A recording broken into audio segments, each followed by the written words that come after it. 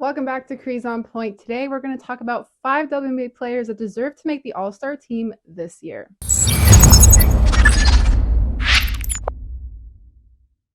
All right, guys, welcome back to Crease on Point. Now, before we get into the WNBA All-Star stuff, I do want to mention that these 5 players that I'm about to choose are not necessarily my starter picks or my reserve picks. Some of them could make the starting lineup and some of them could be selected as reserves. I think as of right now, my front court starters are pretty much going to be like Asia, Stewie, AT, Fee, NECA, and of course, BG. Those I think right now are locked in as my 6 front court picks for the starting lineup. In the guard spot, though, however, there could be some interesting picks. And some of my picks may also make it as a front court, but as a reserve. At number 5, we're going with Allisha Gray of the Atlanta Dream. She is averaging 17.8 points per game, 2.9 assists per game, and she's shooting 35.5% from 3 as of June 23rd, and is shooting almost 48% from the field. Gray came from the Dallas Wings, where she spent a lot of her career, and she's found a new fitting in Atlanta. She's been able to be herself. She put up 27 points in a really big win against the Connecticut Sun just last week, and she's really been able to thrive. She's cutting, she's getting buckets, she's been the leading scorer for a lot of the games. She's able to take it to the rim whenever she can't. Her court awareness is something that is truly special to watch. If you just watch her on any given possession, you can see how she moves around the court. Her teammates are able to find her the ball. And Big Al, as her new nickname that Ryan Howard likes to call her, is hopefully going to stick. Big Al is putting up numbers, and she's really thriving on this Atlanta team, who have really started to play well the last week or so. After coming up to a bit of a rough start to the WNBA season, I think Allisha Gray is playing at an all-star level, and she definitely deserves to be an all-star this year.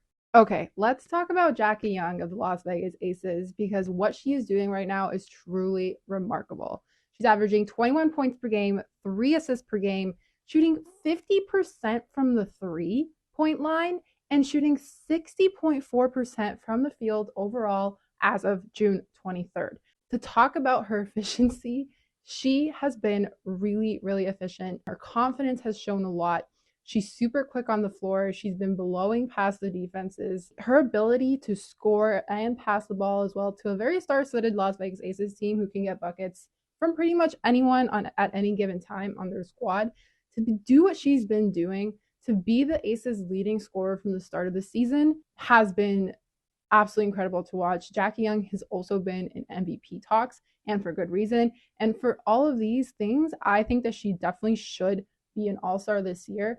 I would even slot her in as one of my all-star starters for the guard spot. I just think that her performance has been absolutely incredible to watch. Honorable mention goes to Chelsea Gray. A'ja Wilson, of course, as I mentioned previously, A'ja Wilson is in my top list for the starters for all-star, which I'm sure she'll make it. But Chelsea Gray also deserving of an all-star position. This Aces team is super stacked, super deep. They've started off super dominant to start the season, and a lot of their players have been playing like all-stars, and Jackie Young should definitely be one of the talking points when it comes to who's going to make the all-star team. All right, at number 3, we're talking about a 4-time all-star. This team is not doing as well right now, the Seattle Storm. They're in the post-Sue Bird era, but as we've expected and as it's happened, Jewell Loyd has stepped up as the leader of this team. She's averaging 25.5 points per game, 3.8 rebounds, 3.7 assists, and she's tied for second in steals per game as well. Jewell Loyd has been fantastic as the leading point guard for this team now. Not only does she facilitate the offense, but the way she's able to get buckets for her team, really crazy ones, just like this one just this week. It's buckets like that that just kind of make you stop and go, whoa. This is why she's been an all-star before. This is why Jewell Loyd is the future of the Seattle Storm. Seattle Storm head coach Noelle Quinn has spoken multiple times about how she's been impressed with Jewell Loyd's leadership as well. Sue Bird had a ton of nice things to say about her in her jersey retirement ceremony, and Jewell Loyd has the Gold Mamba nickname for a reason, and we're seeing that happen night in and night out on the Storm team. She's definitely playing at an all-star level this year. I think she makes it as a starter. She should. She's on my starter list for sure. If I had a vote, but I do not. Jewell Loyd should definitely make it as a starter this year. I think her capabilities have exceeded beyond expectations, and the expectations were already high to begin with. She has been everywhere for this team, and although the Seattle Storm are in rebuilding mode right now, Jewell Loyd is playing at a very, very high capacity, and without a doubt in my mind, will be an all-star this year again. Okay, at number 2, and I heavily debated having her as a starter for a while, but I think ultimately she's going to end up making it as a reserve just based on how deep the front court position is right now in the W. But Satou Sabally has arguably been the best player for the Dallas Wings so far this year.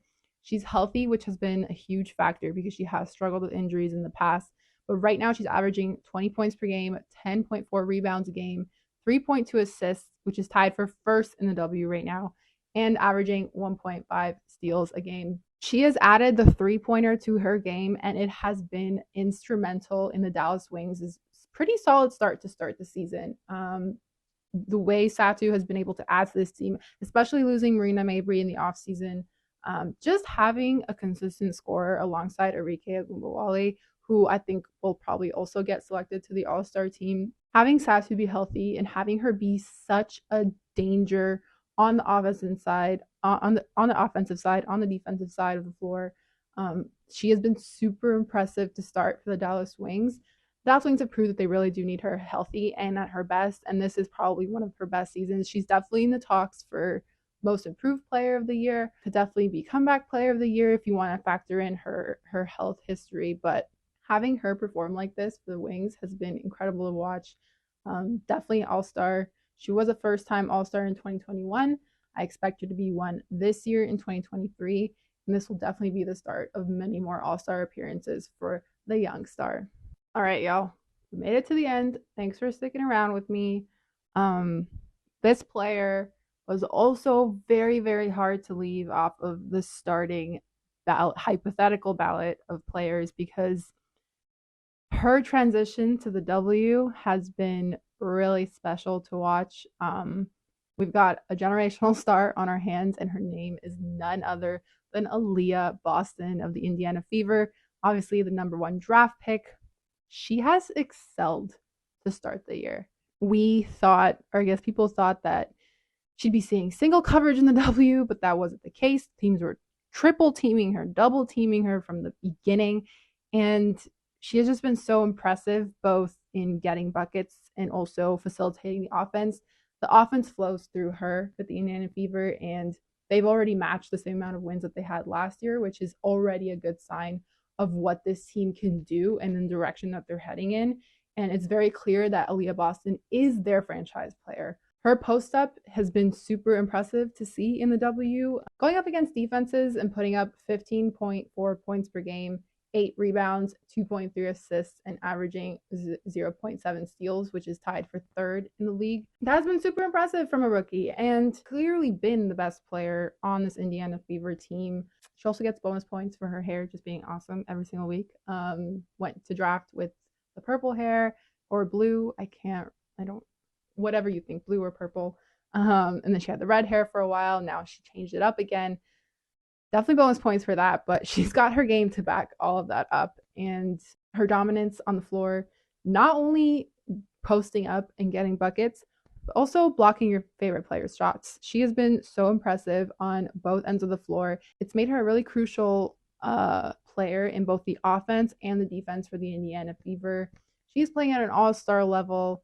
She is playing on such a high level that we haven't seen in a very long time. If you're a stats person, you'll see that the numbers are backing her up and putting her in the conversation as like A'ja Wilson's rookie season, Candace Parker, Stewie, like all of these really legendary players. Aliyah is right up there with them, and I'm sure she's going to continue to be a bright spot.